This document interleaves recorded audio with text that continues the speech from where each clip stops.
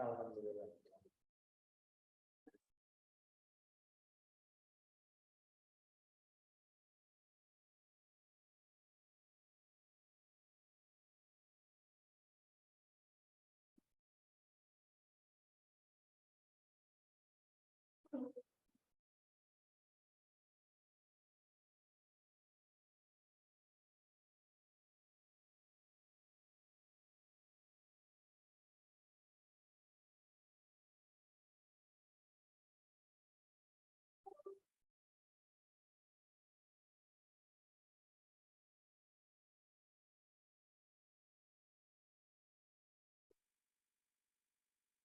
Mic-nya ya.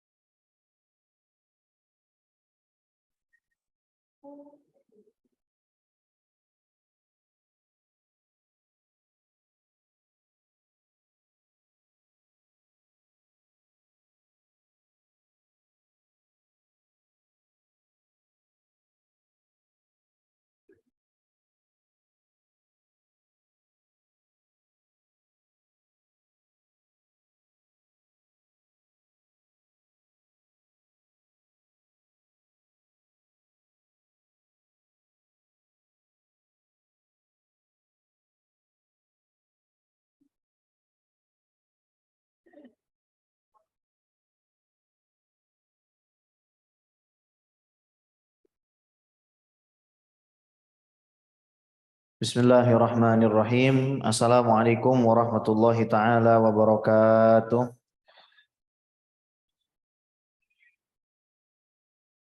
Alhamdulillah wassalatu wassalamu ala sayyidina Rasulillah sayyidina wa maulana Muhammad ibn Abdullah wa ala alihi wa sahbihi wa mawalah wa la hawla wa la quwata illa billah. Ashhadu an la ilaha illallah wahdahu la syarikalah wa ashhadu anna sayyidana wa maulana Muhammadan abduhu wa rasuluhu alladzi la nabiyya wa la rasula ba'dah. Amma ba'du fa nawaina ata'allum wa ta'lim wal ifadah wal istifadah wal iqamah wal istiqamah wal hatha 'ala tamassuki bi kitabillah wa sunnati rasulillah ibtigha'an li mardatillahi wa wajhil karim. Allahumma faqihna fid din wa 'allimna ta'wil waj'alna minal ladzina yastami'una al-qawla fayattabi'una ahsanah. Allahumma arinal haqqa haqqan warzuqna ittiba'ah wa arinal batila batila warzuqna ijtinabah wa adkhilna bi rahmatika fi ibadika sholihin amin ya rabbal alamin. Ibu sehat, Bu? Makan siang udah, Bu? Puasa enggak? Puasa nggak? Puasa. Puasa beduk. Ya, puasa sampai duhur aja ya Bu ya. Ya, alhamdulillahirabbil alamin. Semoga ibu-ibu semua dalam keadaan sehat walafiat, diberkahin, dilancarin rezekinya ya Bu ya. Dan kita semua yang duduk di sini dapat keberkahan dari membaca hadisnya Nabi Muhammad Sallallahu Alaihi Wasallam. Hadirin wal hadirat, Mas Budi yang saya muliakan, bapak-bapak, ibu-ibu sekalian. Kita masuk ke dalam bab kedua dari kitab Riyadhus Shalihin, yaitu babut taubah, bab taubat. Kita baca suratul Fatihah dulu untuk Imam Nawawi ya, biar berkah. Ila hadratin Nabi Sayyidina Muhammadin sallallahu alaihi wa ala alihi wasallam, wa khususan ila ruhi al-muallif al-imam Abu Zakaria Yahya bin Sharaf an-Nawawi radhiyallahu ta'ala anhu ardah wa nafa'ana bihi wa bi'ulumi fi dharin amin. Sya'ulillahi lana wa lahumul Fatihah. A'udzu billahi minasyaitonir rajim. Bismillahirrahmanirrahim. Alhamdulillahi rabbil alamin arrahmanir rahim maliki yaumiddin iyyaka na'budu wa iyyaka nasta'in ihdinas siratal mustaqim siratal ladzina an'amta 'alaihim ghairil maghdubi 'alaihim waladdallin amin.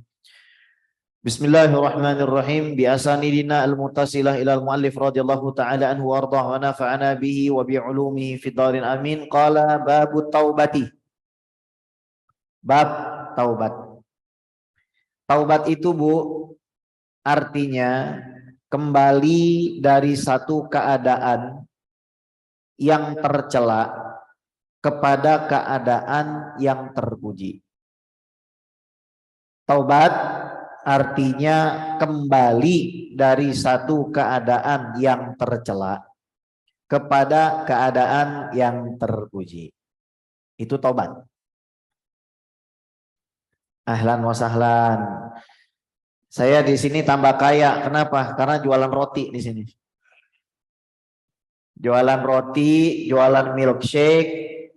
Ini emang syariah sih, nggak pernah salah nih. Jazakumullah khair Ustaz Faizal. Jazakumullah khair. Barakallahu fikum insyaallah. Syariah sih ini emang nggak pernah salah nih. Taubat itu apa Bu? Kembali dari satu keadaan yang tercela kepada keadaan yang terpuji. Saya ambil contoh biar paham. Dari mencuri kepada tidak mencuri. Namanya taubat. Dari pelit kepada tidak pelit. Nah, namanya taubat. Dari males ibadah kepada tidak males ibadah. Mungkin nggak rajin, mungkin nggak rajin, tapi nggak males juga. Meskipun dia nggak rajin, tapi juga tidak malas. Itu taubat. Oke. Dari minum khamar kepada tidak minum khamar dan semua yang diharamkan. Meskipun dia nggak minum susu misalnya. Karena minum susu putih itu bisa dipahamin nggak nih? Jadi meninggalkan satu keadaan yang tercela kepada keadaan yang terpuji. Catatannya, meninggalkan sesuatu yang tercela dan tidak melakukannya itu terpuji. Apalagi kalau meninggalkan mencuri kepada dermawan. Dia nggak maling, dia nggak pelit, dia bekerja, kemudian dia jadi orang yang dermawan. Ini sudah di atasnya taubat ini. Jadi taubat itu hakikatnya cukup kita ninggalin satu perbuatan yang Allah nggak suka, selesai. Cukup kita menyesali perbuatan yang Allah nggak suka, selesai. Cukup kita berjanji tidak melakukan perbuatan yang Allah nggak suka, selesai. Udah, itu taubat tuh. Qala ulama, berkata para ulama, at-taubatu wajibatun min kulli dzambin. Taubat itu hukumnya wajib atas semua dosa. Taubat itu hukumnya wajib dari segala dosa, baik dosa kecil maupun dosa besar. Fa in kanatil maksiatu, apabila maksiat bainal abdi, antara seorang hamba, wa bainallahi ta'ala, dengan Allah. Apabila ada sebuah maksiat yang dilakukan seorang hamba yang kaitannya hanya dengan Allah, nggak ada kaitannya dengan manusia. La tata'allaku bihaqqin adamiyyin, nggak ada kaitannya dengan hak manusia. Falaha satu syurut, maka untuk diterima harus memenuhi 3 kriteria. Apabila ada seorang hamba berbuat maksiat antara dia dengan Allah yang tidak ada sangkut paut atau kaitan dengan hak manusia yang lain, maka untuk diterima tobatnya harus memenuhi 3 syarat.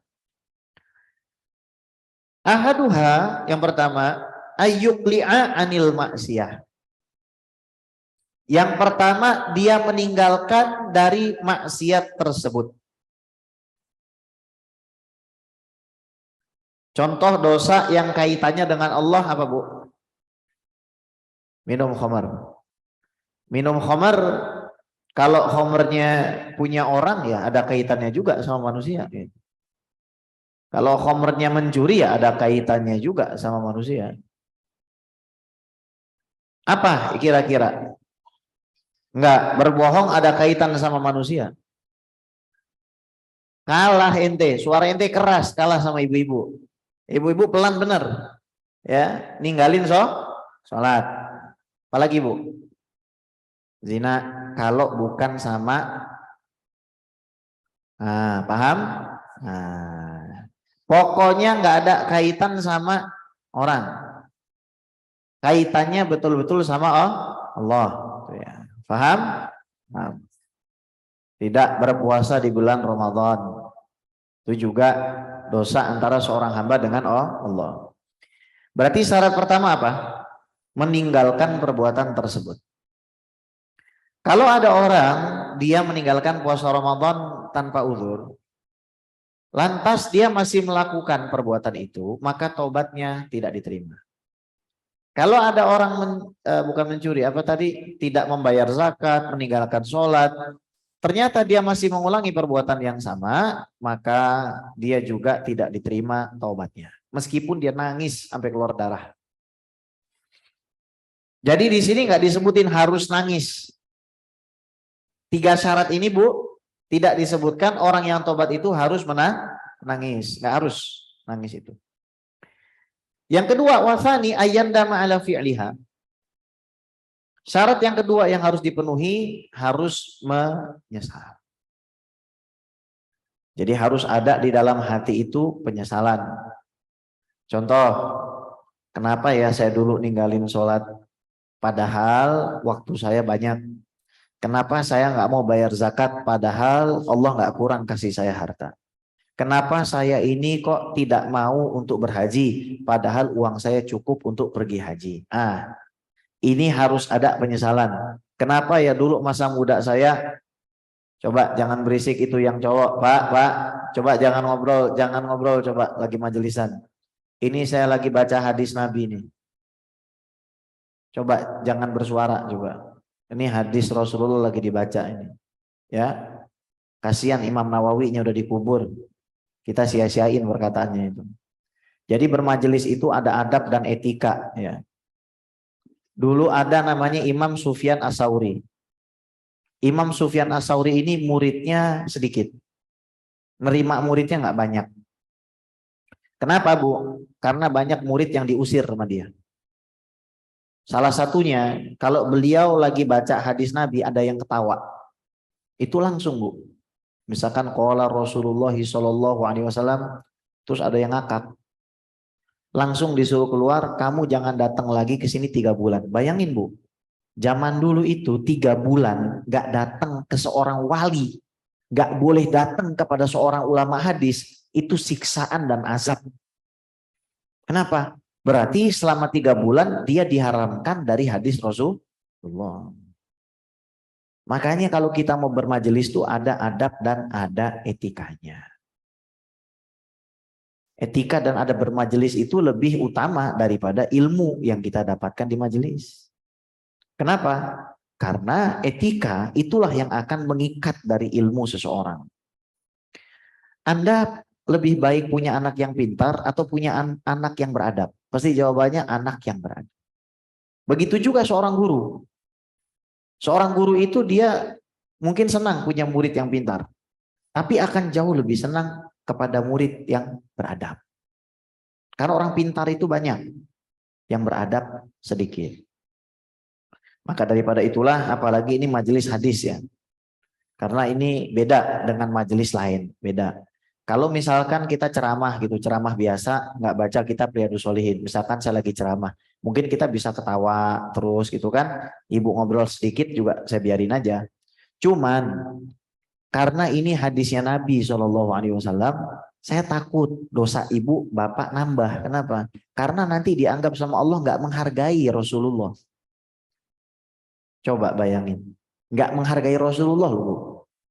Kamu dibacakan hadis Rasulullah, tapi kamu ngobrol. Dibacakan ayatnya Allah, tapi kamu ngobrol.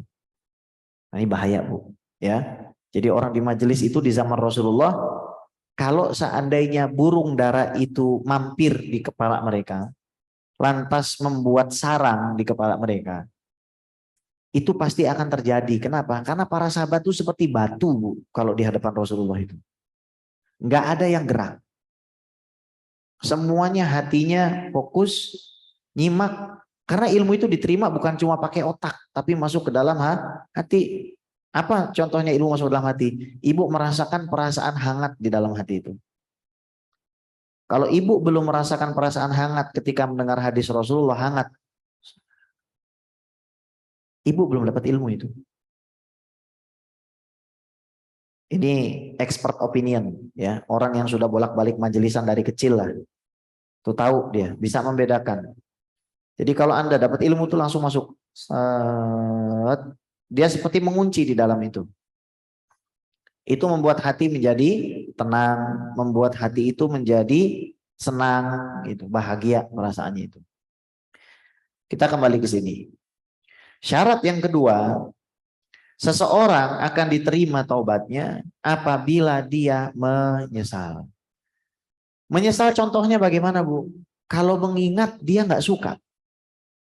Berarti mafhum mukhalafahnya, kalau kita teringat dosa masa lalu, terus kita masih merasa nikmat, itu alamat atau pertanda dosa kita belum dimaafkan. Misal, dulu ibu pernah gibahin tetangga. Terus ibu ingat lagi, enaknya dulu saya ngafe sama teman, gibahin tetangga, duit saya banyak dulu, undang teman-teman datang ke rumah, kita ngobrol, ngarol ngidul, ngomongin orang lain, enak. Nah, gitu. Itu kalau masih ada perasaan senang berarti belum diterima taubatnya. Kalau belum diterima taubatnya berarti bawa dosa. Kalau bawa dosa berarti siap-siap masuk neraka. Kan begitu. Yang ketiga, wasalis ayyazima alla ya'uda ilaiha abada. Syarat yang ketiga, seseorang harus bertekad untuk tidak melakukan perbuatan itu kedua kalinya. Jadi kalau dia masih melakukan satu perbuatan maksiat yang sama, artinya tobatnya belum diterima. Contoh, tidak mau untuk datang ke majelis ilmu padahal bodoh. Itu dosa ibu. Dia tahu dia nggak bisa sholat. Dia tahu dia tidak bisa membedakan rukun wudhu dengan sunnah wudhu. Dia tahu dia tidak bisa membedakan mana najis mukhaffafah, mutawassithah, mughalladah. Dia tahu kalau dia nggak kenal dengan Allah. Terus ada majelis ilmu yang memperkenalkan dia dengan semua itu dan dia nggak mau datang. Itu maksiat. Itu maksiat. Jadi Bu, maksiat itu bukan dengan cara berzina doang Bu. Maksiat itu ada ilmu agama diajarkan, Anda tidak mau datang, padahal Anda bisa datang. Itu maksiat. Sama seorang ulama, dia tidak mau mengajar kalau tidak dibayar, itu juga maksiat. Ada ulama, dia nggak mau ngajar. Kenapa? Karena tidak ada yang bayar. Itu maksiat. Dosa itu. Ya. Jadi sama-sama dosa. Kenapa? Karena meninggalkan rasa syukur kepada apa yang sudah Allah berikan kepada kita dari nikmat yang sangat luar biasa. Nikmat akal, nikmat sehat.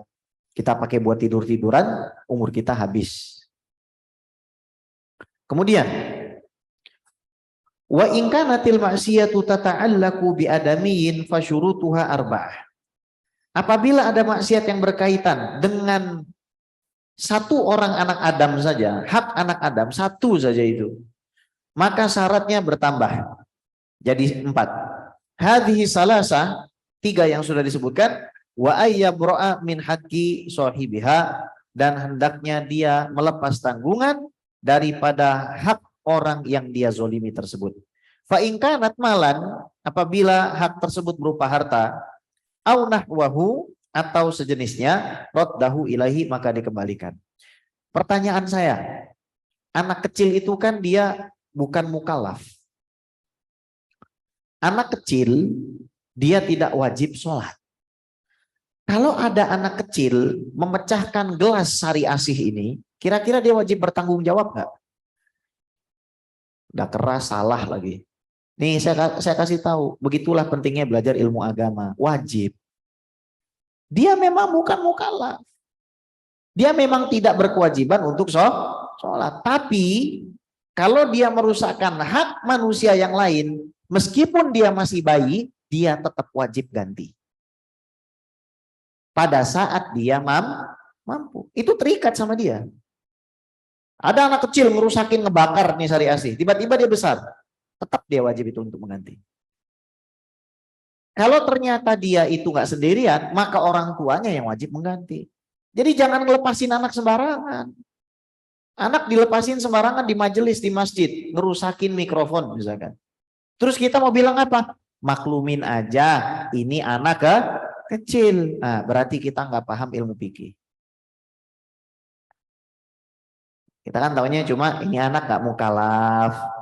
Dia nggak akan dibebankan. Betul, dia tidak dibebankan dosa. Iya, karena dia bukan mukallaf. Tapi dia tetap kena boman untuk menjamin bahwasanya dia suatu hari akan mengganti barang yang dirusak.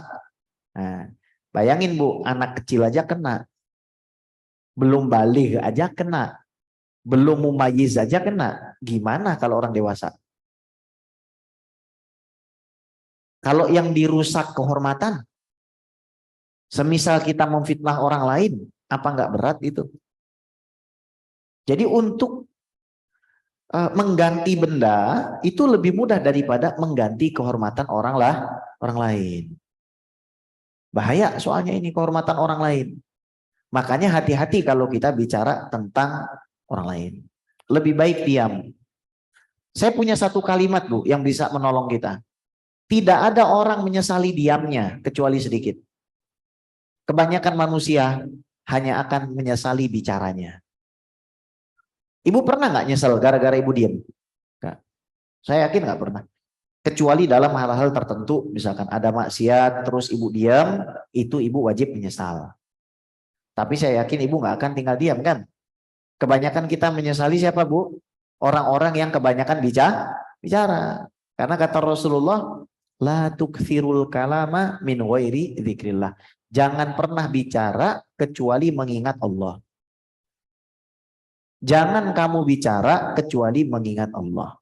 Fa inna kathratal kalam min ghairi dzikrillah qaswatun lil qalbi. Karena banyak bicara yang tidak merupakan mengingat Allah adalah sebab hati menjadi keras. Wa inna ab'adan nasi ilallah al-qalbul al-qasi. Dan orang yang paling jauh dari Allah Subhanahu wa taala adalah orang yang hatinya keras. Kenapa? Bukan gara-gara dia misalkan nggak sholat sunnah, bukan. Tapi gara-gara sholat terus banyak ngomong. Dia sholat tapi banyak ngomong. Puasa banyak ngomong. Akhirnya hatinya itu semakin keras. Dan penyakit ini kebanyakan diderita kaum perempuan. Kira-kira anak-anak Rasulullah, Siti Fatimah, Siti Ruqayyah, Umi Kulthum, Siti Zainab, itu beliau-beliau tuh banyak bicaranya atau banyak diamnya Bu? Nah, banyak berzikir pada Allah Subhanahu wa taala. Istri-istri Rasulullah tuh bicaranya sedikit.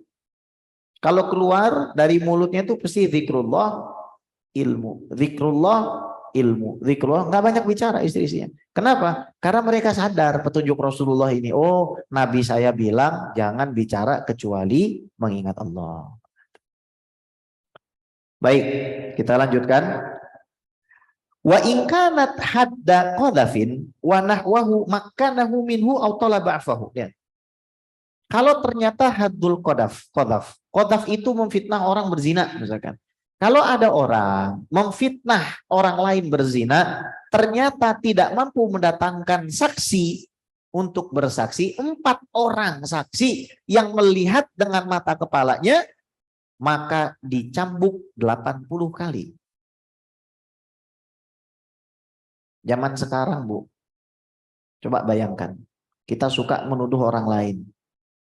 Oh, ini orang koruptor, ini orang pezina, ini orang pemabuk, ini orang pencuri, ini orang penipu. Kita tuduh orang seperti itu. Terus ketika di pengadilan, kita tidak bisa membawa bukti. Dicambuk 80 kali, Bu, kita, Bu. Nah, kira-kira netizen ini banyak nggak kena cambuk harusnya? Nggak kena cambuk di dunia, Bu. Nggak kena. Tapi bakalan dicambuk di akhirat itu. Jadi nggak sembarangan ketika Nabi itu mengarahkan kita untuk lebih banyak diam. Ibu nggak akan celaka dengan ibu itu diam. Tapi ibu bisa berpotensi mendapatkan kecelakaan kalau ibu mulai bicara hal yang tidak bermanfaat. Artinya apa? Jauhi orang-orang yang kata-katanya itu tidak bermanfaat. Kata Rasulullah begini, kalau kamu mau duduk sama orang, kamu harus duduk kepada 3 orang ini. Kamu harus duduk bersama 3 orang ini. Siapa aja, Bu? Bukan. Yang pertama, orang yang kalau kamu lihat dia, kamu ingat sama Allah. Itu kata Rasulullah. Artinya jangan kamu duduk dengan seseorang yang bisa bikin kamu lupa sama Allah. 2, siapa, Bu? Orang yang kalau ngomong kamu dapat ilmu. Jangan kamu duduk sama orang yang kalau ngomong kamu nggak dapat ilmu. Ciri-ciri orang, Bu, yang nggak punya ilmu kalau duduk, tahu ciri-cirinya apa? Gampang ngomongin orang tapi nggak pernah ngomongin ilmu, nggak pernah betah ngomongin ilmu. Makanya saya bukan tipe orang yang bisa berbahasa basi. Saya paling betah duduk kalau orang tuh ngomongin ilmu. Bisa saya duduk sampai jam 5 pagi, dari jam 1 malam ngomongin ilmu tuh bisa. Duduk dengerin. Tapi kalau sudah mulai ngomongin orang, itu saya sudah mulai nggak betah. Karena menyia-nyiakan waktu. Yang ketiga, duduklah sama orang yang kalau kamu lihat dia bergerak, kamu itu jadi semangat untuk bergerak berbuat amal soleh. Jangan duduk sama orang yang kalau kamu lihat bikin kamu males, kaum rebahan. Yang suka rebahan. Cari kawan itu yang punya semangat di dalam mencari amal soleh. Oh ya udah nih, teman saya kayaknya rajin ke majelis, kayaknya saya harus bergaul sama dia. Teman saya ini rajin bakti sosial, kayaknya saya harus bergaul sama dia. Teman saya ini rajin baca Quran, kayaknya saya harus bergaul sama dia. Teman saya ini rajin ngunjungin para habaib, saya harus bergaul sama dia. Nah, kalau zaman sekarang yang dicari kebalikannya, Bu. Yang dicari orang yang jarang bergaul sama para ulama, yang dicari orang yang banyak bergaul dengan orang-orang yang melalaikan. Jadi orang itu sebenarnya bisa dinilai dengan temannya. Kenapa, Bu? Kenapa, Bu? Iya, Bu. Kita harus tahu teman duduknya. Makanya kata para ulama, siflana ashabak, nasiflak ashabana. Coba sebutin teman-teman ibu, nanti saya sebutin teman-teman saya, gitu. Coba ibu sebutin teman-teman ibu siapa? Orang yang mengakui ibu sebagai sahabatnya, orang yang mengakui ibu sebagai muridnya siapa? Nanti saya akan cerita sama ibu, nih loh list teman saya ini, gitu. Jadi membanggakan teman dan guru di zaman sekarang itu wajib. Kenapa? Karena untuk memperkenalkan kepada manusia supaya mereka itu tahu diri. Karena zaman sekarang banyak orang tidak tahu diri. Waktu saya di Australia itu ada istilah when it comes to this religion everyone is PhD. Kalau udah bicara soal agama, supir truk aja udah jadi profesor. Semuanya ngerasa bisa bicara soal agama. Mau lulusan Mesir, mau lulusan Yaman, mau ulama, kalau ke Indonesia jadi satu namanya, Ustadz. Iya. Mau tukang lawak dipanggilnya Ustadz. Mau dia cucu Rasulullah dipanggilnya juga Ustadz. Mau dia itu ngaji puluhan tahun juga dipanggilnya Ustadz. Padahal kapasitasnya beda. Mau dia hafal Quran juga dipanggilnya Ustadz. Padahal kapasitasnya beda. Ini hati-hati. Jadi kita harus tahu ini kita duduk sama siapa. Kalau kita tahu kita duduk sama siapa, biasanya sikap kita bisa berubah. Contoh Bu, saya nih. Kalau duduk dengan teman sejawat, saya akan bisa menempatkan diri. Ya duduk santai gitu. Tapi kalau kita itu duduk di majelis misalkan ya, yang majelis itu banyak orang mulianya, jangan kita kepenginan kelihatan. Ini saya cerita aja nih. Akhir tahun kemarin, saya diminta untuk ceramah di depan 10.000 orang. Tahu ceramahnya di mana? Di kota Pasuruan. Tahu ada acara apa di kota Pasuruan? Haulnya Habib Ja'far bin Syaikhon. Itu isinya semua habaib dan ulama. Saya dicari-cari Bu, buronan saya itu. Saya bilang, saya enggak mau. Akhirnya saya duduk di mana? Di warung bakso. Kalau saya ngomong di situ terkenal saya. Tapi apa fungsinya? Kita tahu diri. Kita nggak pantas untuk duduk di situ. Saya bilang kepada Habib Muhammad bin Husain Al-Habsyi, kepada Habib Abu Bakar bin Habib Taufik Assegaf Pasuruan. Saya bilang sama beliau, Ana di sini aja. Sampaikan salam sama Ustadz. Nanti kalau Ana ceramah di situ yang ada Ana gemeteran. Kadang-kadang orang, oh saya pengen lihatan ada di depan. Kita tuh harus tahu diri kita di mana. Oh kita tahu. Sholat malam kita kurang. Kita tahu bacaan Quran kita kurang. Jangan pengenan dong di depan. Biasa aja. Jangan kepengenan pengen kelihatan. Biasa aja. Tempo hari kita sudah belajar. Allah tidak melihat kepada penampilan kamu. Kamu duduk di depan atau duduk di belakang. Itu hakikatnya Allah nggak ngelihat. Tapi Allah melihat kehusyuan hati kamu. Itu yang dinilai Bu sama Allah Rabbul Alamin. Meskipun yang duduk di depan ini dapat keistimewaan. Kenapa? Karena kata Nabi SAW, orang yang datang ke majelis dahulu, maka dia hendaknya duduk di depan. Dan itu paling layak untuk mendapatkan rahmat Allah. Niatnya harus benar. Saya duduk di depan, ngikutin petunjuk Rasulullah. Mudah-mudahan saya mendapatkan rahmat Allah Subhanahu wa Ta'ala. Yang duduk di belakang, niatnya kenapa duduk di belakang? Malu. Saya malu. Saya bukan orang yang baik. Ke majelis, saya ini banyak salahnya. Ngapain ya saya duduk di depan? Saya duduk di belakang aja. Saya malu sama Allah, saya malu sama Rasulullah. Tuh. Ini namanya orang yang pantas mendapatkan rahmat Allah Subhanahu wa Ta'ala. Yang salah adalah orang ketiga. Orang ketiga ini siapa? Mereka yang sudah melalui majelis, tapi mereka tidak duduk. Malah pulang. Malah pulang. Kenapa pulang? Karena nggak suka duduk di majelis ilmu. Dia nggak mau duduk di majelis ilmu. Dulu waktu kami nyantri di Mesir tuh, masyaikh kami tuh paling nggak suka kalau kita foto-foto. Masyaikh kami itu paling nggak suka kalau kita yang foto begini, itu paling nggak suka guru-guru kami itu. Bahkan kalau misalkan kebanyakan bersin saja, wacu disuruh keluar. Kamu bersin dulu di luar, jangan mengganggu majelis. Jadi majelis itu khusyuk Bu. Dalamnya tuh zikir semua. Orang yang duduk situ zikir semua. La ilaha illallah, la ilaha illallah. Nabi Ibrahim ketika ketemu dengan Nabi Muhammad kasih pesan apa? banyaklah kamu menanam pohon surga. Gimana cara nanam pohon surga sementara kita masih di dunia? Banyak membaca la haula wala quwata illa billahil aliyil azim. Daripada ngomong, baca aja itu. La haula wala quwata illa billah. La haula wala quwata illa billah. Ibu akan merasakan perbedaan, Bu, dalam sikap, tutur kata. Ibu akan berubah menjadi orang yang lebih adem.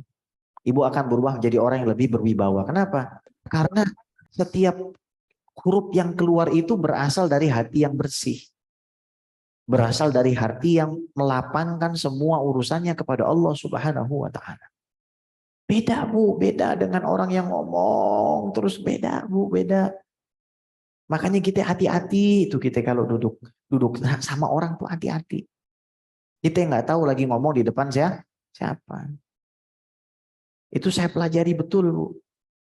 Makanya saya nggak pernah terlalu girang-girang amat tuh kalau disuruh ceramah di depan orang-orang gede. Itu pelajaran buat saya. Oh, kamu harus tahu. Ini juga salah satu apa? Salah satu daripada maksiat kepada orang lain. Maksiat kepada guru. Ada murid maksiat kepada gurunya. Maka dia nggak bisa diampunin sama Allah sampai dia minta maaf kepada gurunya. Ada guru maksiat juga kepada muridnya. Gimana maksiat guru kepada murid? Menyakiti murid tidak sebagaimana harusnya. Misalkan menghina, mencaci muridnya, mencerca muridnya. Ini juga maksiat seorang guru.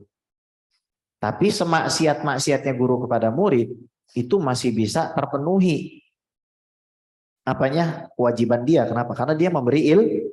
Saya mau tanya, murid memberi apa sama gurunya? Kan saya nanya. Nah, ya sudah. Murid memberi apa? Beri amplop. Ibu bisa, Bu, gantikan ilmu yang disampaikan seorang guru dengan amplop? Nah, nggak akan pernah. Nah, kalau kita sudah tidak bisa memberikan hal-hal seperti itu, lantas apa yang bisa kita berikan? Adab. Adab kepada guru. Itu yang bisa diberikan oleh seorang murid. Bukan yang lain, Bu. Bukan yang lain. Adab dan etika. Makanya belajar kitab-kitab tentang adab itu penting di zaman sekarang. Oh, kalau saya jadi seorang murid, saya harus milih guru yang benar. Saya harus istikharah, minta kepada Allah dipilihkan guru yang benar. Kalau saya sudah bermajelis sama guru saya, niat saya harus karena Allah, bukan untuk cari wibawa, cari terkenal supaya saya dibilang orang majelis. Enggak. Orang seperti itu diharamkan dari ilmu. Ibu tahu nggak orang yang diharamkan dari ilmu? Satu, gampang lupa. Dua, nggak pernah diamalin. Tapi gurunya itu malah maksiat itu. Kita pindahin apa usahanya dia gitu, Pak? Antum nanyanya nanti aja. Kalau udah selesai, kalau ini sudah selesai, termasuk tidak sopan. Antum umurnya berapa? Oh, masih 20 tahun. Iya.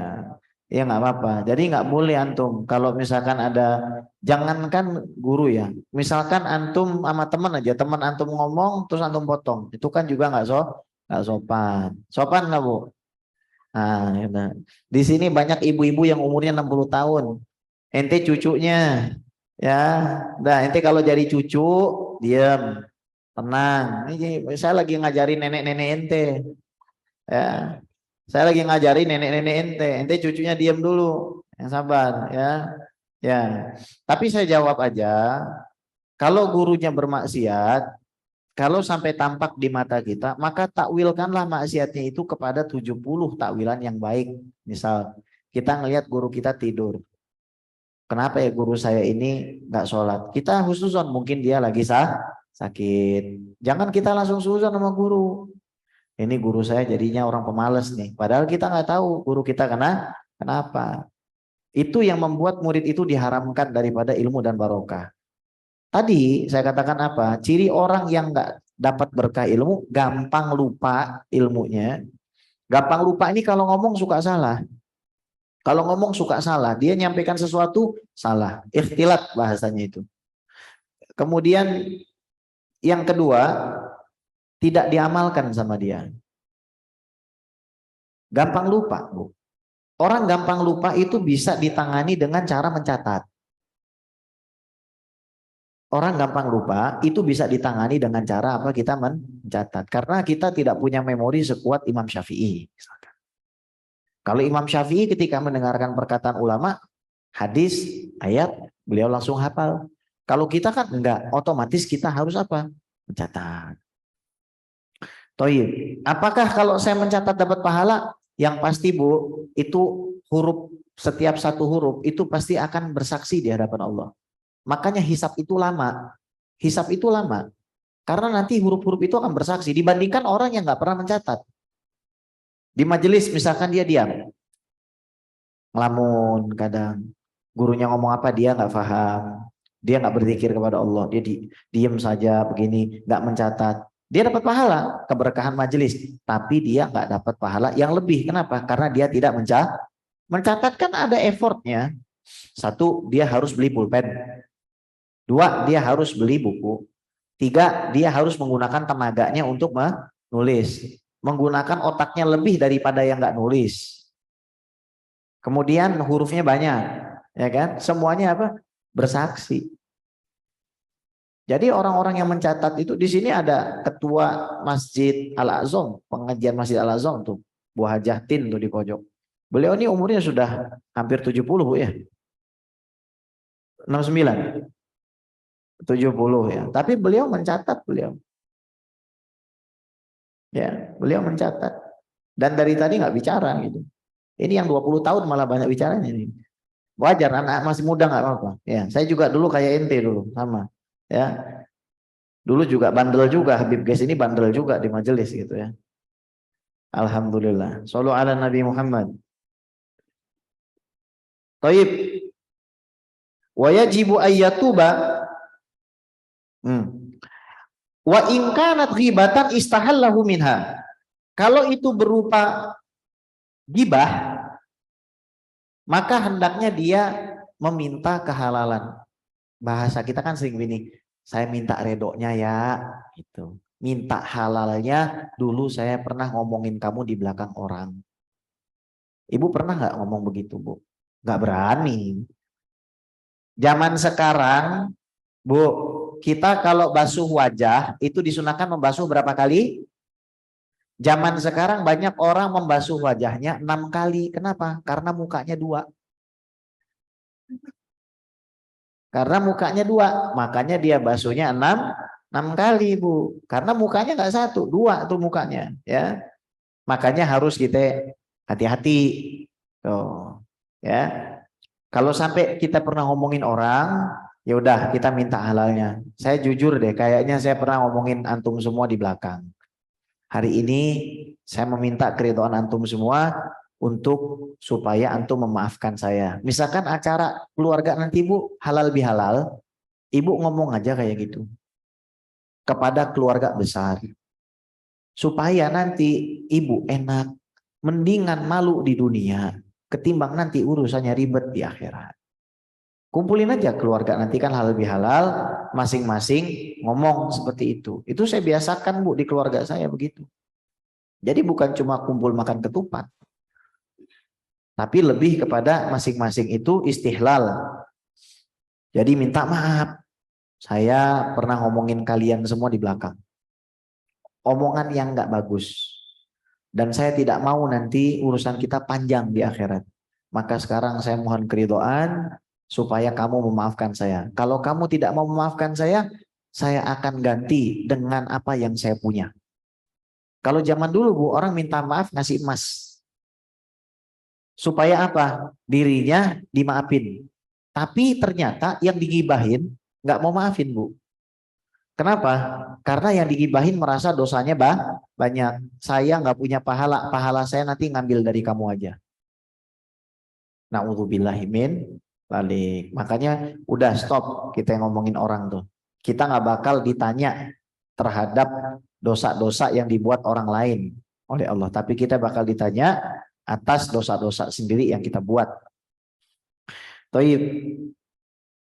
Wa yajibu ayyatuba min jami'i dzunub fa in taba min ba'diha sahha taubatuhu 'inda ahlil haqqi min dzalika dzambi wa baqiya 'alil baqi. Wajib untuk tobat dari semua dosa. Apabila seseorang bertobat dari sebagian dosanya, maka dia sah di dalam tobat tersebut, meskipun sebagian lagi dosa tetap dia tanggung. Saya tobat dari dosa mencuri di Masjid Sari Asih, tapi saya nggak tobat dari dosa saya mencuri di Masjid Istiqlal. Nah, itu dia separuh-separuh tobatnya. Tapi kata sebagian ulama, ya tobatnya yang separuh diterima, separuh lagi nggak diterima. Gitu. Waqad tadhaharat dalailul kitab wa sunnah wa ijma'il ummah ala wujubi taubah. Telah jelas dalil-dalil dari Al-Quran, sunnah, ijma' bahwasanya tobat itu hukumnya wajib. Qala ta'ala wa tubu ilallahi jami'a ayyuhal mu'minun la'allakum tuflihun. Surat An-Nur ayat 31. An-Nur artinya apa? Cahaya. Bertobatlah kalian semua kepada Allah, wahai orang-orang beriman, supaya kalian menjadi orang yang beruntung. Jadi kalau mau jadi orang beruntung, penuhilah syarat-syarat tadi. Wa qala ta'ala istaghfiru rabbakum. Mintalah ampun kepada Tuhanmu, tsumma tubu ilaihi, kemudian bertobatlah kamu sekalian kepadanya. Wa qala ta'ala ya ayyuhalladzina amanu tubu ilallahi taubatan nasuha. Wahai orang-orang beriman, bertobatlah kepada Allah dengan taubat yang sebenar-benarnya itu. Hadis pertama.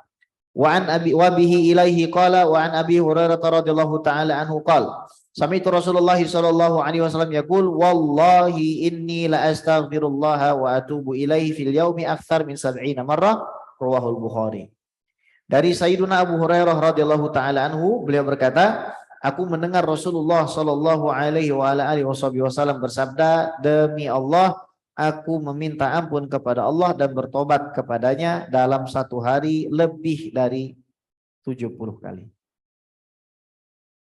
Rasulullah beristighfar kepada Allah sehari minimal 70 kali. Padahal beliau tidak punya dosa. Nah kita gimana?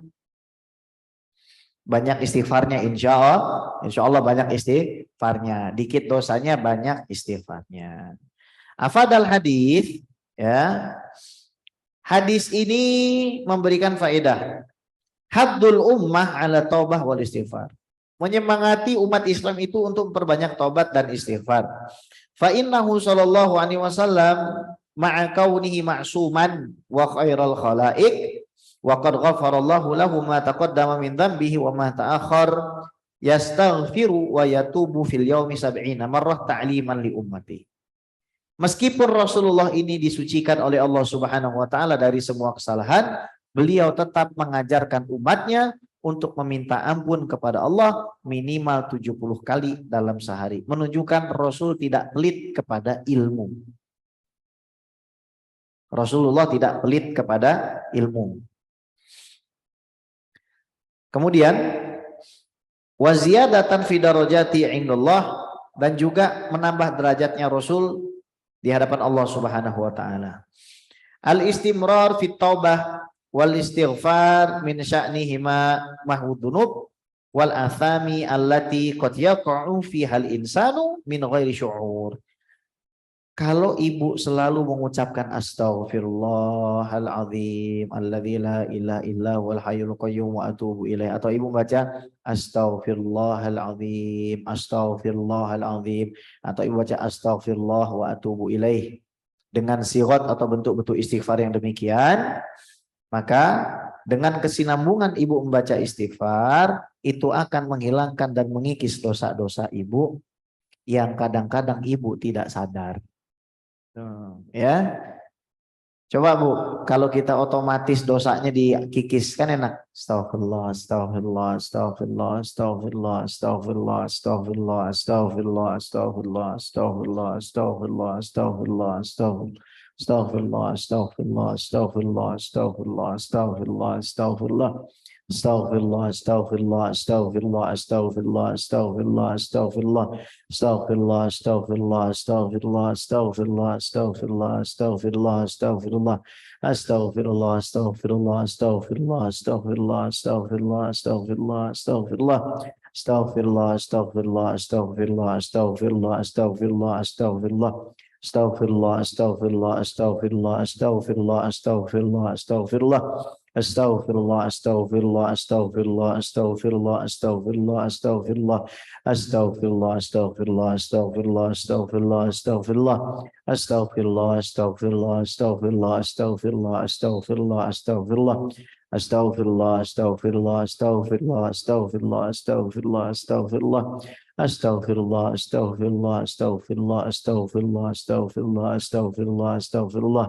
Astaghfirullah, astaghfirullah, astaghfirullah, astaghfirullah, astaghfirullah, astaghfirullah, astaghfirullah. Astaghfirullah, astaghfirullah, astaghfirullah, astaghfirullah, astaghfirullah, astaghfirullah. Astaghfirullah, astaghfirullah, astaghfirullah, astaghfirullah, astaghfirullah, astaghfirullah, astaghfirullah. Nah, itu masih lebih bagus daripada kita bicara yang enggak-enggak. Apalagi umur udah semakin tua, Bu.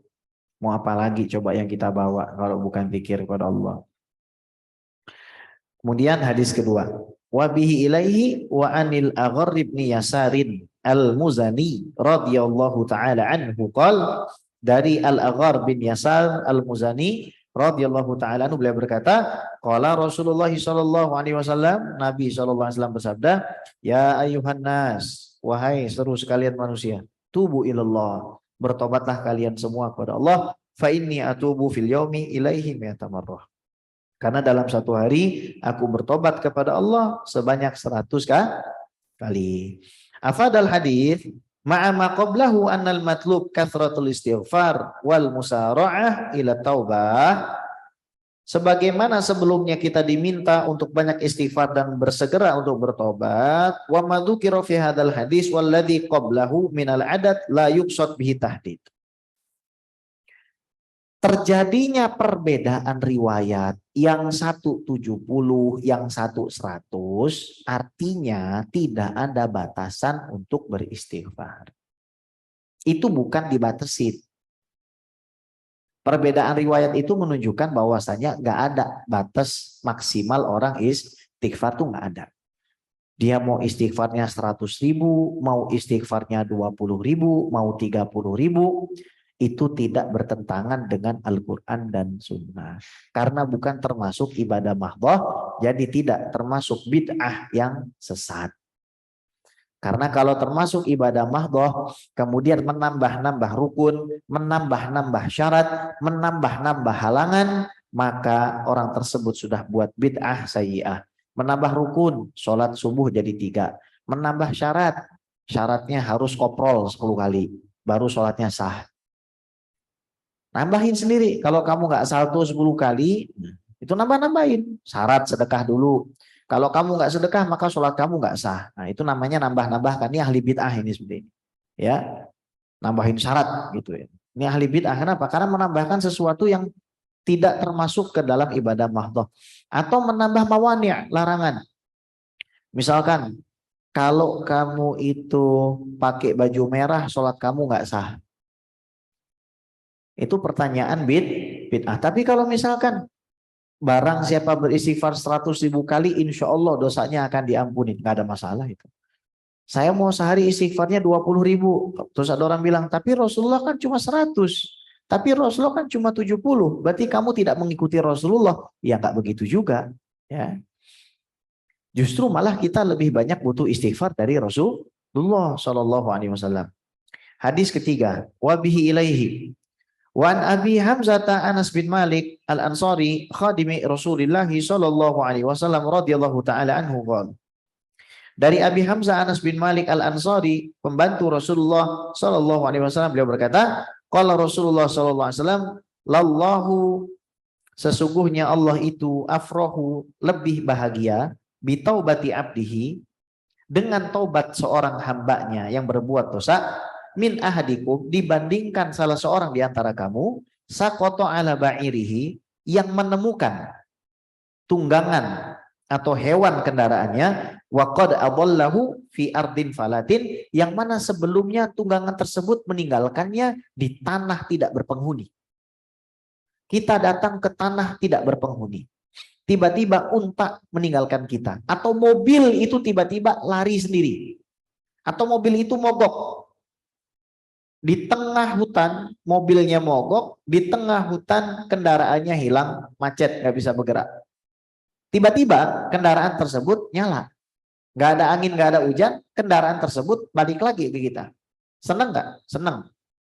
Nah, Allah itu lebih senang dari keadaan kita yang begitu pada saat seorang hamba yang bermaksiat itu mengatakan, ya Allah, inni tubtu ilaik. Ya Allah, sesungguhnya aku meminta ampun kepadamu. Maka para ahli maksiat, mereka itu punya potensi besar untuk menjadi kekasih Allah, untuk membuat Allah Subhanahu wa taala mencintai mereka. Salah satu rahmat Allah yang paling besar adalah membuat seseorang menjadi ahli maksiat, kemudian diilhamkan ke dalam hatinya taubat. Sehingga dia menjadi orang yang banyak beristighfar kepada Allah. Sebaliknya, ada orang seolah-olah tidak pernah berbuat dosa, padahal dia rajin bermaksiat kepada Allah Subhanahu wa taala di dalam hatinya. Ciri-ciri orang tersebut adalah tidak mau apabila dinasihati yang baik. Itu ciri-cirinya, Bu. Orang kalau tidak mau dinasihati berarti hatinya kotor. Kemudian wa fi riwayatin li Muslim, dalam riwayat Imam Muslim yang tadi muttafaqun alaih, lallahu asyaddu farhan. Sesungguhnya Allah Subhanahu wa taala itu teramat sangat gembira bitaubati abdihi, dengan taubat hambanya, hina yatubu ilaihi, pada saat hambanya tersebut memohon ampun padanya. Min ahadikum, dibandingkan salah seorang di antara kalian, kana ala rahilatihi bi ardin falat, yang mana sebelumnya dia berada di atas kendaraan tunggangannya, berada di tanah tidak berpenghuni. Fanfalatat minhu wa alaiha ta'amuhu wa syarabuhu, maka kendaraannya itu meninggalkannya, membawa seluruh makanan dan minumannya. Fa ayyisa minha, maka orang tersebut menjadi putus asa dari kendaraannya. Fa atasya jaratan fattaja'a fi dhilliha, maka karena putus asa dia sudah cari ke sana ke sini, kendaraannya nggak ketemu, dia bersandar ke sebuah pohon, akhirnya dia berbaring, kemudian dia tertidur. Ketika dia sedang berbaring, sedang berteduh, ya, waqad ayyisa min rahilatihi, dalam keadaan yang mana dia putus asa, fa bainama huwa kadzalika, ketika dia lagi dalam keadaan putus asa, idh huwa biha qaimatan indahu, tiba-tiba kendaraannya yang tadinya hilang, yang bawa makanan dan minumannya, nongol di depannya. Tanpa dia harus kemana-mana, tanpa dia harus ke sana kemari, kendaraannya ada di depannya. Fa'akhadha bi khitamiha, maka orang tersebut mengambil dari tali pelana kendaraan itu, summa qala min syiddatil farah, kemudian saking senangnya orang tersebut salah berucap. Yang mana ucapan ini kalau diucapkan orang yang sadar murtad. Allahumma, ya Allah, anta abdi, engkau adalah hamba dan budakku. Wa ana rabbuk, dan akulah Tuhanmu. Akhto'a, salah ngomong, min syiddatil farah, saking kesenangannya. Lagi jalan-jalan kita ke hutan belantara, pakai kuda. Kuda itu ada makanan, ada handphone semua. Tiba-tiba kita jatuh. Kendaraan itulah, bingung kita. Takut ditemenin jin iprit sama kuntilanak. Takut kita. Takut ada yang ngerampok, takut ada yang buat jahat. Nah, tiba-tiba ketika kita udah putus asa, kendaraannya datang. Akhirnya kita ngomong, ya Allah, sungguh engkau hambaku dan aku adalah Tuhanmu. Salah ngomong. Saking apa? Senangnya. Nah, Allah dibandingkan orang ini, itu lebih senang dengan istighfar ibu. Jadi tunggu apa lagi? Gitu. Mau nunggu apa lagi? Mau nunggu dijemput Israel? Soalnya orang mati ini nggak kenal umur, Bu. Beneran, orang mati ini tiba-tiba. Kira-kira ada nggak orang mati persiapan? Sedikit, ada sedikit. Orang mati persiapan ada sedikit. Imam Ghazali itu meninggalnya persiapan dulu. Pakai kain kafan, Imam Ghazali itu. Ya, sholat dulu, wudhu dulu, ya. Kadang-kadang orang lagi cekakakan, wah, iya cok, iya.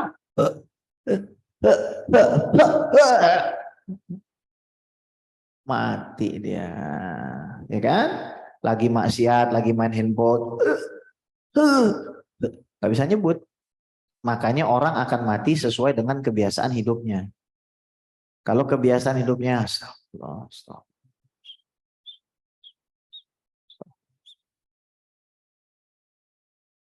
Kelihatan Bu bedanya itu orang yang istighfar pemula dengan istighfar expert itu beda. Istighfar pemula 10.000 kali nggak bekas. Tapi paling nggak mulutnya berhenti dari maksiat. Istighfarnya orang ahli 1 kali bersih hatinya. Astagfirullah, bersih. Orang kalau sudah seperti itu Bu, ibu pukul aja mukanya dia nggak bakalan tersinggung. Lihat Rasulullah Shallallahu Alaihi Wasallam dicekek sama orang. Ya Muhammad i'adil. Wahai Muhammad yang adil dong kamu bagi gonimah. Saya kurang nih duitnya. Saya akan ikut perang. Rasul sampai dibilang tidak adil. Lehernya sampai dicekek Rasulullah itu. Tapi tetap dimaafkan oleh Rasulullah. Apa kira-kira yang buat Rasulullah maafkan? Karena Nabi tidak selalu dalam keadaan beristighfar kepada Allah Subhanahu wa taala. Baik. Afadal hadis ini memberikan pengertian rahmatullahi ta'ala bi'ibadihi biqabuli taubatihim wa hubbuhu iyahum. Hadis ini menunjukkan Allah itu teramat sayang dengan hamba-hambanya dengan cara menerima taubat mereka. Ini bukti Bu. Hadis ini merupakan bukti bahwa orang yang sama sekali tidak dibutuhkan oleh Allah, yang bahasanya itu melanggar perintah Allah, menyakiti Allah lah bahasanya. Meskipun itu nggak benar ya, Allah nggak bisa disakitin. Karena semuanya ciptaan Allah. Yang sudah merusak daripada perintah Allah, syariat Allah. Tapi kalau dia bertobat, itu Allah cinta sama dia. Qala Allah Ta'ala, innallaha yuhibbut tawwabina wa yuhibbul mutatahhirin. Allah itu cinta kepada orang-orang yang suka bertobat. Allah cinta kepada orang-orang yang suka membersihkan dirinya.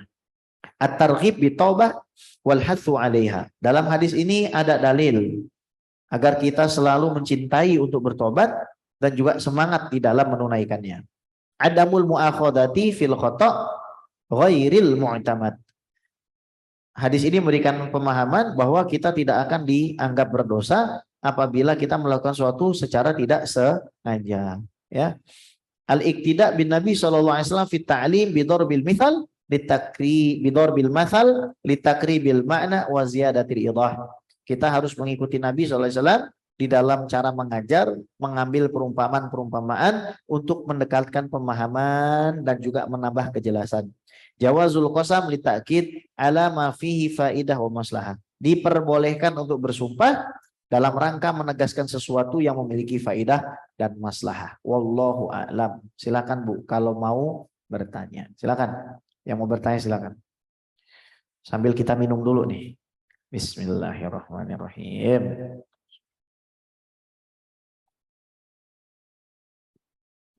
Silakan Bu.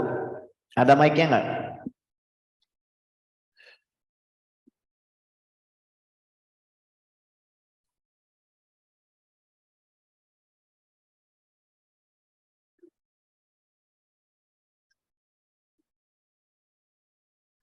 Salam.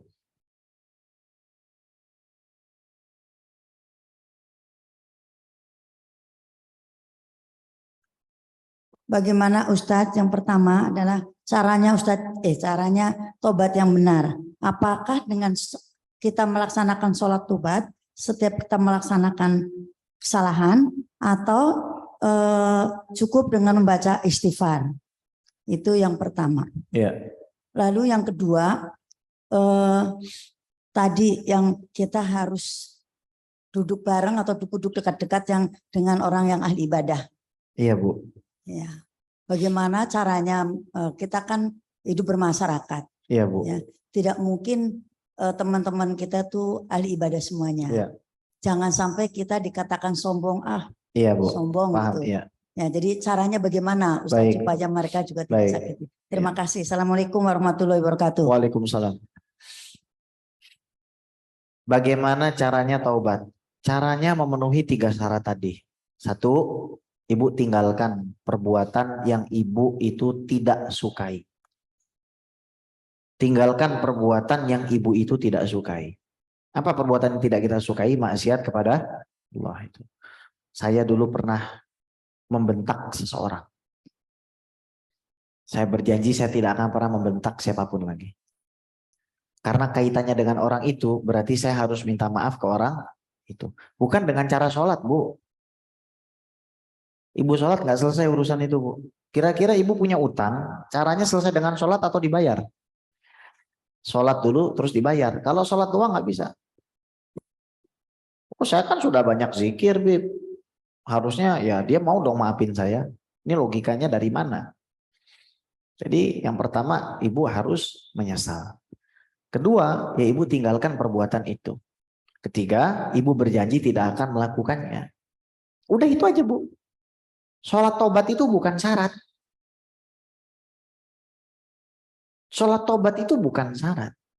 Itu hanya gestur kepasrahan kita kepada Allah Subhanahu wa taala bahwa kita itu memang sudah meninggalkan perbuatan maksiat tersebut. Tidak ubahnya seperti segel. Ibu kalau lihat barang dijual terus nggak ada segelnya, kan kurang puas. Jadi tutuplah rangkaian penyesalan, meninggalkan dan janji itu dengan sholat. Itu yang pertama. Yang kedua, memang hampir mustahil kita berkumpul selalu dengan orang-orang yang soleh. Maka daripada itu kita nggak usah berlama-lama kumpul dengan orang-orang yang nggak soleh itu. Cukup seperlunya aja. Kalau ibu duduk bersama orang-orang yang nggak soleh, kemudian bukan dengan niatan mendakwahi mereka, nanti ibu akan terkena penyakit yang ada dalam diri mereka. Loh memang benar, Bu. Kalau saya meninggalkan satu perkumpulan yang di situ saya jauh dari Allah, kemudian harga yang harus saya bayar adalah dibilang orang sombong, maka harga itu akan saya bayar. Saya dimusuhin misalkan sama tetangga, 100 tetangga musuhin saya. Tapi mereka semua mabuk dan zina. Apa penting ucapan mereka, Bu? Itu aja, Bu. Jadi nggak usah takut diomongin orang sombong. Kalau kita meninggal, nah, yang dibilang sombong itu apa? Kita menganggap mereka tuh jangan-jangan kita sendiri yang merasa mereka ahli maksiat, padahal mereka bukan. Jangan-jangan kita sendiri yang ngerasa suci, padahal mereka juga suci. Biasa kan ya orang ya macam-macam, Bu ya orang ya. Ada orang-orang yang mungkin baru tobat, kemudian astagfirullah, astagfirullah, astagfirullah, astagfirullah, astagfirullah, astagfirullah. Istighfar lu. Kok istighfar. Nah, ini kan ya. Ini kan yang bermasalah berarti dia, Bu. Berarti gue harus ngejauhin mereka-mereka nih. Mereka-mereka nggak pernah beristighfar. Padahal teman-temannya istighfar, cuma nggak didengerin. Jangan-jangan itu perasaan ibu doang. Nah kecuali sudah tampak. Nih semua teman-teman saya memang suka bandar togel nih kayaknya nih. Kalau saya kumpul sama mereka, ntar saya jadi bandar togel juga. Nah, kalau sudah begitu ya tinggalin. Sejelas apa?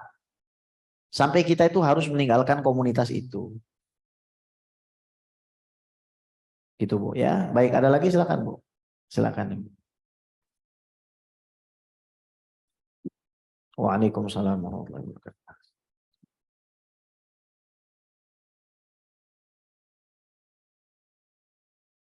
Tadi diterangkan bahwasanya kalau anak kecil yang merusak sesuatu atau yang berbuat dosa, nanti setelah besar dia bertanggung jawab atau mengganti. Kalau nggak ada walinya. Ya? Kalau tidak ada walinya. Oh, kalau nggak ada walinya. Kalau ada walinya bertanggung jawab. Tetap orang tuanya. Orang tuanya. Orang tua yang. Iya. Yang itu yang tadi sudah dijawab. Selanjutnya kalau anak kecil mondar-mandir di masjid itu dosa atau enggak orang tuanya? Karena sekarang banyak penceramah-penceramah yang mengatakan biarin anak kecil, jangan dilarang ke masjid, biarin dia mondar-mandir melari-lari nggak apa-apa, biarin gitu. Itu Baik. gimana Ustaz? Habib, Ya, Assalamualaikum salam. warahmatullahi wabarakatuh. Insya Allah Ibu, suaranya Ibu mengingatkan saya dengan suara nenek saya. Allah. Benar Bu, suaranya bikin hati adem, Masya Allah, adem. Ya, Masya Allah. Jawabannya begini Bu, anak kecil yang mondar-mandir itu harus disesuaikan keadaan. Kalau misalkan kita nggak bisa mendidik anak kita masih suka teriak-teriak, itu kan namanya kita zalim. Maslahat pribadi kita masa harus didahulukan dari maslahat umum sih. Maka harus ada sistem yang dibuat di tempat ibadah atau majelis. Anak kecil itu hendaknya dikondisikan, ditaruh luar, jangan berisik anak-anak gitu kan. Karena ada momen-momen di mana itu bisa jadi sangat mengganggu kehusyuan. Sebentar lagi Ramadan ini. Nah, nggak apa-apa. Makanya dikondisikan Bu, dikondisikan anak-anak itu dari awal dikondisikan. Jangan bercanda. Nanti kalau sampai masjid jangan bercanda, jangan lari-larian. Kalau masing-masing orang tua misalkan ngejagain anaknya, saya kira itu bisa diminimalisir Bu. Yang ada kan sekarang orang tua ngelepasin aja. Yang penting gua sok, lu di sini aja ya, jangan berisik. Anak kecil digituin. Ya kan nggak bisa Bu, ya kan? Maka harus dikondisikan, diajarin. Nanti kamu kesini, kamu di sini duduk sama ibu udah ya. Kamu di sini niatnya buat sholat di sini aja. Yang ada dulu apa kita main apa? Ninja-ninjaan pakai sarung. Ya kan? Itu zaman saya masih pakai ninja sarung, main apa? Yang ada akhirnya ngeganggu orang lagi sholat gitu. Terus yang bawa bayi gimana? Ya juga dikondisikan. Lah ini kita pampers belum diganti, anak belum disusuin, anak masih lapar, kita bawa ke masjid. Mantap. Udah gitu kamu duduknya di soft depan. Mantap. Kalau bawa anak kecil, anak bayi begitu, duduklah kamu di paling belakang supaya aksesmu keluar gampang. Ya Allah, saya duduk belakang dengan niat saya duduk depan. Gitu aja. Dapat pahala duduk depan tuh.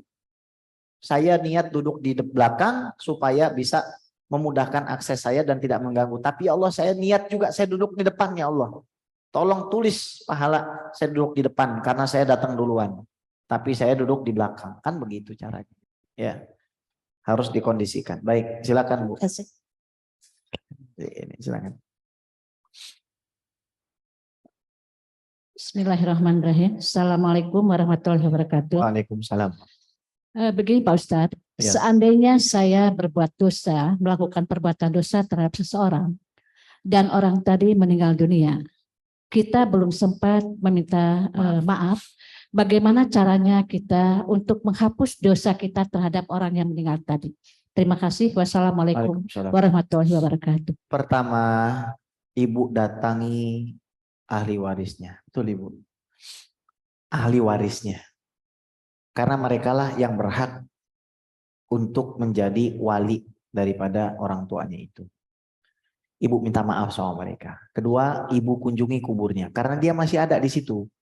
Dia hidup. Cuman Ibu nggak bisa dengar dia. Kalau Ibu bisa dengar, Susana namanya. Ya.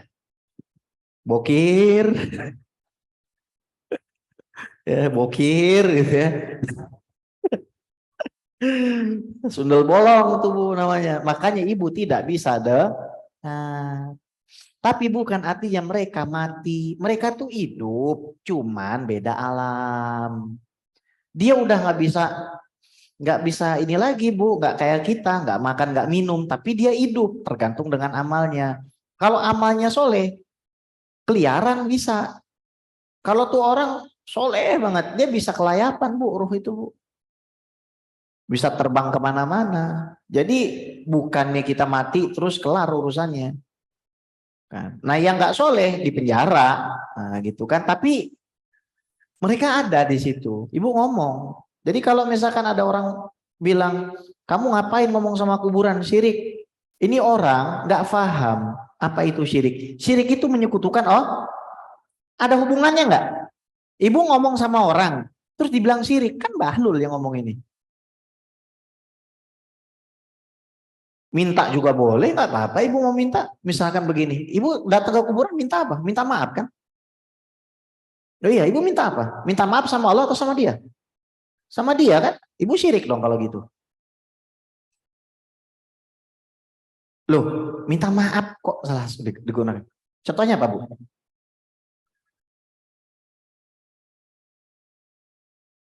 Bu, ini hadis sahih ya. Di zaman Sayyidina Umar, itu paceklik datang. Terus ada sahabat Nabi datang ke kuburan Rasulullah, bilang, "Ya Rasulullah, mintakan kepada Allah untuk turun hujan karena umatmu sedang kesusahan." Orang itu kemudian tidur di samping kuburan. Tidur samping kuburan. Setelah itu dia bangun. Dia datang ke Umar bin Khattab bilang, "Tadi saya mimpi Rasulullah, kata Rasul, engkau disuruh berbuat adil dan mintakanlah hujan dengan sholat istisqa." Akhirnya bikin sholat istisqa. Saya tanya, tuh orang datang ke kuburan minta nggak tadi? Minta tolong disampaikan hajatnya kepada Allah. Bukan artinya Allah nggak dengar, Allah dengar. Cuman ini mekanisme diperbolehkan dalam agama. Kita bulan lalu sudah bahas tentang tawasul kan? Tentang 3 orang yang masuk ke dalam gua. Ingat nggak? Kemudian yang pertama bertawasul dengan birrul walidain. Orang tuanya selalu dikasih minum. Yang kedua tawasul dengan dia meninggalkan perbuatan zina. Yang ketiga tawasul dengan dia membayarkan gaji pegawainya lebih daripada hak pegawai tersebut, ya kan? Allah tanpa kita sebutkan perbuatan soleh kita, amal soleh kita, Allah dengar. Cuman ada mekanismenya begitu. Paham Bu ya? Jadi yang dikatakan syirik itu gimana? Kalau ibu datang ke kuburan terus ibu bilang, "Wahai manusia yang dikubur di sini, tolong dong. Kan ini nggak akan bisa turun hujan kalau nggak gara-gara kamu. Kamu dong turunin hujan. Allah tuh nggak bisa nurunin hujan, yang bisa kamu." Nah, itu baru syirik. Nah ini kita ngobrol, "Saya salah sama kamu, saya minta maaf. Ini saya sedekah. Saya sudah potong kambing dan saya bagikan ke fakir miskin daging kambing yang sudah dimasak. Itu saya hadiahkan untuk kamu. Semoga kamu maafin saya." Gitu. Ya. Ya, itu namanya gentayangan Bu. Ya.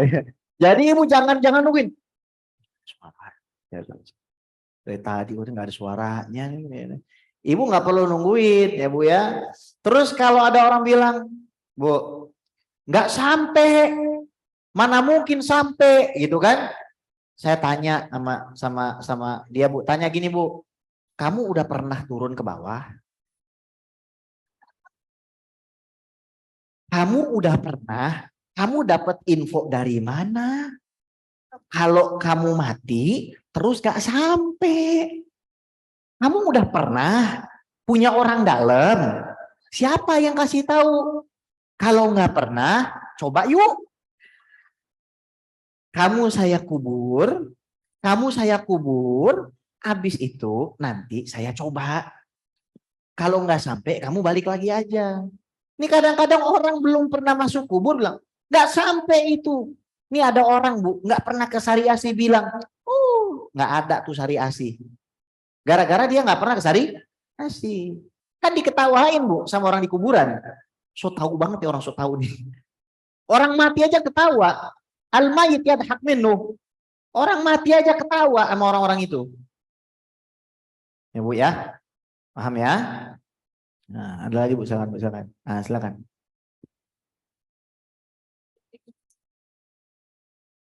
Assalamualaikum warahmatullahi wabarakatuh. Waalaikumsalam warahmatullahi wabarakatuh. Pak, saya mau tanya Pak Ustadz, ada sahabat gitu kita memang mau meluruskan gitu. Mau meluruskan bahwa itu salah. Tapi langsung dia ngotot, "Kamu urusan kamu, saya urusan saya." Apakah kita berdosa tuh? Ya. Ikut gitu. Ya, kamu urusan kamu, saya urusan saya. Itu udah salah Pak. Kita udah tahu salah Pak Ustadz. Bagaimana apakah kita ikut dosa gitu? Kan kita tahu. Terus yang satu lagi, Pak, ini seorang anak tidak membutuhkan orang tua, apakah Gimana kita maksudnya Ibu? Anak tidak butuh anak umpamanya Pak, anak itu, meninggalkan orang tua. iya, tidak butuh sama orang tua. Apakah kita harus mengotot gitu? Apakah Tidak butuhnya apa maksud Ibu? tidak butuh bantuan umpamanya, tidak butuh bantuan orang tua? Tapi tidak, dia baik. Ya. Dia baik sama orang tuanya. Ya, dibilang baik ya baik, dibilang itu ya. Gimana maksudnya? Ibu ini punya penyakit, datang ke dokter. Bu, apa yang dia rasain? Kepala saya sakit. Tapi enggak deh kaki saya. Saya bingung kepala sama kaki yang sakit. Dokternya bingung, Bu. Kalau ibu caranya kayak begitu. Ibu kan lagi sakit nih sekarang. Ibu kan lagi sakit. Saya kan mau diagnosa, ibu ini ada apa gitu. Itu anak, dia baik nggak sama orang tuanya? Sama ibu baik nggak? Baik. Oh berarti anak ibu itu. Ya karena kan jauh Pak Ustadz. Iya. Itu Iya Pak Bu. Ustadz. Tapi baik nggak? Baik nggak? Sayang nggak? Sayang nggak? Suka transfer nggak? Suka transfer nggak Bu? Enggak. Maksudnya dia tidak mau ditolong orang tua tuh apa ya? Punten saya nggak paham. Istilahnya tidak peduli lah sama gitu. Oh berarti nggak sayang. Iya. Berarti nggak sayang orang tua. Iya. Iya. Bu. Iya. Terima kasih Pak. Iya. Pertanyaan pertama tadi soal apa? Pertanyaan pertama tadi? Ada sahabat. Oh ya. Terus? Sahabat. Dia memang itu udah salah. Oh terus dihasiatin marah. Kita kasih tahu itu salah, tolong diperbaikin, jangan sampai begitu gitu. Ya. Urusan kamu, urusan saya.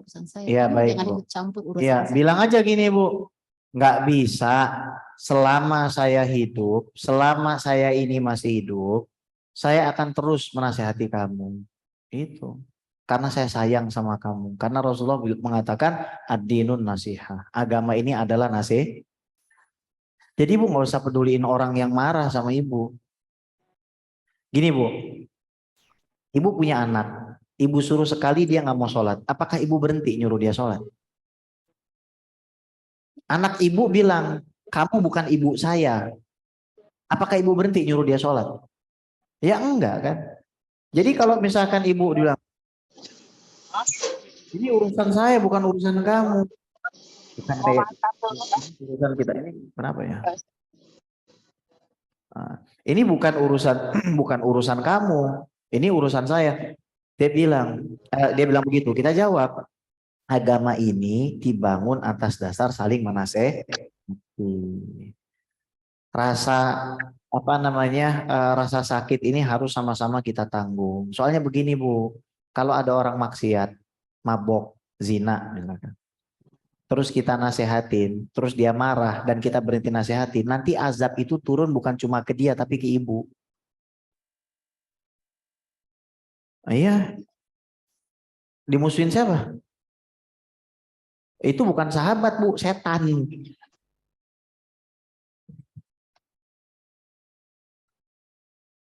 Itu setan. Dinasehatin, ada nggak orang mabok-mabokan, glok mabok nggak sholat, ibu, jangan mabok sholat, ngapain lu ini? Sahabat, nggak ada, setan. Ya, cuman setannya masih bisa dapat hidayah. Ya Allah doakan ini supaya dia berubah dari setan jadi sahabat saya lagi, kan begitu. Jangan berhenti nasihatinnya, ibu jangan putus asa dong. Nah, ngapain curhat ke saya? Orang udah nggak ada. Orang udah meninggal curhatin ke saya. Ibu ngebanyol nih. Orang udah meninggal curhatin ke saya. Ibu masih suka ngobrol sama dia? Oh, semasa hidupnya. Ya udah, Ibu sekarang gini aja Bu. Ibu banyak-banyak sedekah aja buat dia. Ibu banyak doa dan sedekah buat dia, ya. Tuh. Baik. Terus yang kedua, masalah anak tadi. Bu, namanya orang tua itu, kita bopong orang tua kita buat tawaf dari Indonesia pergi ke Ka'bah, muter-muter di sana sampai umur kita habis, itu nggak bisa gantiin jasanya orang tua. Masa orang tua didiemin? Masa orang tua didiemin sih? Kan nggak boleh kayak begitu.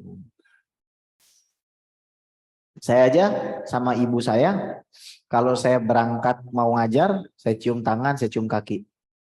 Kaki sama telapak kakinya. Udah gitu. Paling umi saya bilang begitu. Kok ada anak nggak peduli sama orang tuanya? Ya udah, tunggu aja waktunya ntar. Iya, tunggu aja waktunya, itu belum kejadian aja. Tunggu aja. Itu yang penting ibu jangan doain yang nggak benar, karena sekali ibu ngucap, nah, kabul udah tuh. Mendingan ibu doain yang bagus-bagus. Banyak duit, banyak duit, banyak duit, banyak duit, banyak duit, banyak duit, banyak duit. Gitu doanya. Jangan gua doain miskin lu, jangan gua banyak duit ya Allah, anak gua nyakitin gua, banyak duit, banyak duit, banyak duit gitu. Doa yang baik, Pak. Karena ibu zolimin kan begitu caranya. Jangan dibawa baper, Bu. Namanya juga anak. Ini kayaknya ada yang nanya nggak nih, yang live di sini pada mau nanya nggak nih? Nggak ada yang nanya sih, nggak ada yang message juga. Baik, Ibu silakan, Bu. Belakangnya mau nanya. Bismillahirrahmanirrahim. Assalamualaikum warahmatullahi wabarakatuh. Waalaikumsalam warahmatullahi wabarakatuh. Izin bertanya nih Habib. Iya. Kebetulan saya ada seorang istri yang curhat ke saya karena Mama sebenarnya mau nanya, tapi kalau Habib bilang nggak ada mau nanya nih. Kan Bang, Mama udah gini. oh itu Bu.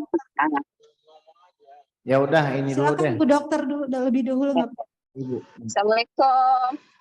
Waalaikumsalam. Mana nih? Assalamualaikum Habib, lagi jalan ke Aceh, mohon maaf. Orangnya mana? Ini Di Zoom nggak ada. Mana? ada. Assalamualaikum Habib. Coba mana nih? Mana? Ini galeri ya. Nah, Bu Hajah. Halo Bu Hajah. Iya, lagi jalan ini mau ziarah ke ada yang mau ditanya Habib? Ya, sehat-sehat Bu Hajah. Salam buat Pak Dokter. Ya, tadi mengenai ziarah. Habib katakan tadi kan kita bisa minta ziarah ke kubur. Nah, bagaimana sih adabnya sebenarnya kita ziarah ke kubur itu, misalnya kita punya hajat. Ya. Terus kita mintanya langsung kepada Allah, apa kepada misalnya lah kita ziarah ke wali ya, ke wali, seorang wali. Gimana caranya kita minta melalui wali itu, atau kita langsung kepada Allah dan wali itu hanya katanya tidak boleh kepada wali itu hanya mengiyakan, mengaminkan orang yang ziarah itu. Gimana sih Bib yang benarnya? Makasih. Makasih. Jazakallah khair. Ya, makasih Bu, sehat-sehat. Ini apa beliau istrinya Dokter Mahruzaman ya, insyaallah ya. Bu Hajah, semoga sehat walafiat. Amin. Kalau kita ziarah ke makam aulia, itu tujuannya adalah pertama mencari keberkahan dan mencari teladan. Makom itu artinya kedudukan. Tujuannya apa Bu? Mencari berkah dan mencari teladan. Makom itu artinya kedudukan. Mau kemana? Ke makom luar Batang. Artinya orang yang dimakamkan di situ itu punya kedudukan. Ya Bu ya. Itu makom namanya. Jadi bukan sekedar kuburan, tapi punya kedudukan. Kedua, kita diperkenankan untuk bertawasul kepada orang-orang yang sudah meninggal. Dalil pertama, Rasulullah itu belum lahir, Nabi Adam minta diampuni dosanya menggunakan nama Rasul, padahal Rasul itu belum lahir. Dua, orang-orang Yahudi dulu kalau berperang itu bertawasul dengan nama Rasulullah, padahal Rasul belum lahir. Ada di dalam Al-Quran, wa kanu min qablu yastaftihuna 'alal ladzina kafaru. Falamma ja'ahum ma 'arafu kafaru bih fala'natullahi 'alal kafirin. Ada di dalam surat Al-Baqarah. Jadi ternyata diperbolehkan kita bertawasul, mencari wasilah untuk sampai kepada Allah, karena memang Allah dalam Al-Quran mengatakan, ya ayyuhalladzina amanu taqullaha wabtaghu ilaihil wasilah. Bertakwalah kamu wahai orang beriman kepada Allah dan carilah perantara sampai kepadanya. Jadi perantara yang diperbolehkan syaratnya satu, sesuatu yang dicintai Allah. Dua, sesuatu yang mencintai Allah. Bukan cuma dicintai tapi mencintai Allah. Nggak mungkin tawasul dengan makamnya Fir'aun, Abu Lahab, Abu Jahal, Korun. Pasti tawasul dengan orang-orang yang dicintai oleh Allah. Berarti ibu harus yakin dulu, ini orang betul apa enggak? Ya, wali Allah atau wali setan, kan begitu. Nah, di sini kita bisa melihat bagaimana tanggapan para ulama di zaman itu. Oh, makam luar Batang misalkan. Ini memang diakui makamnya wali Allah. Ya udah kita ziarah ke sana. Niatan kita apa? Supaya hajat kita kabul. Kenapa? Karena memang tempat tersebut adalah tempat yang mustajab karena di situ ada orang-orang soleh. Kemudian tadi sudah kita bacakan hadisnya bagaimana sahabat Nabi itu datang ke kuburan Rasulullah. Bagaimana minta hajat supaya turun hujan. Akhirnya mendapatkan petunjuk dan akhirnya dilakukan oleh Sayyidina Umar yang bertawasul dengan sahabat Nabi yang lain, paman Nabi Sayyid Abbas. Sehingga akhirnya hujan itu turun. Kemudian ada kejadian kepada 3 orang hufaz, hafal hadis, hafal 100.000 hadis. Abu Syekh, kemudian Imam Tobari, dengan satu lagi saya lupa ini. Ya, ada 3 orang ini hafal hadis semua 100.000, hufaz mereka ini. Datang ke makam Rasulullah, salah seorang di antara mereka bilang, "Ya Rasulullah, perut saya lapar." Terus kata temannya, "Kamu malu datang ke Rasulullah kok malah minta makan?" Nggak lama ada orang datang bilang, "Saya cucunya Rasulullah. Tadi saya didatengin kakek saya, karena memang possible kita didatangi oleh ruh orang yang sudah meninggal kalau dia wali Allah." Contohnya apa? Isra dan Mi'raj. Nabi Muhammad menjadi imam bagi para nabi yang sudah meninggal. Bisa nggak? Bisa, gitu loh. Didatengin sama kakek saya dan beliau mengatakan, "Ini ada orang kelaparan nih di dekat makam saya, tolong kasih makan." Dikasih makan, akhirnya begitu bisa. Ya. Jadi bukan sebuah kesyirikan. Yang dikatakan syirik itu begini, kita datang keluar Batang terus begini, "Wahai Tuhan saya," tuh, Habib Hussein.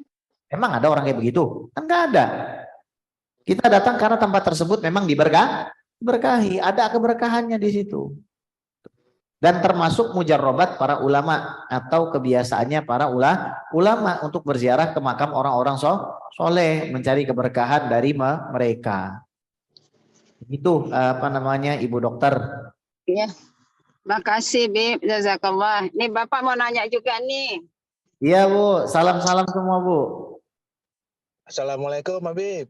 Waalaikumsalam. Wah, sekarang suaminya. Pak Dokter. Ya. Saya oper dari sini ya. Ambil Pak. Ya.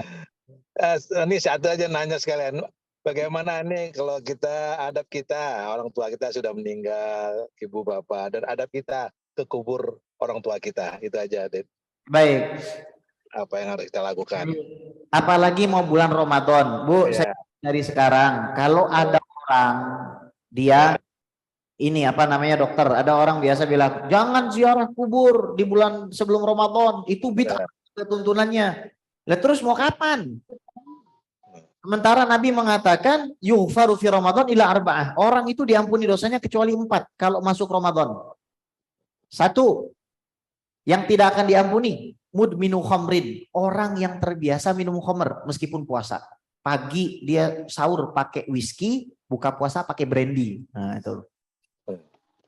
Nah, tuh ya. Kemudian yang kedua, akul walidain, orang yang durhaka sama ibu bapaknya.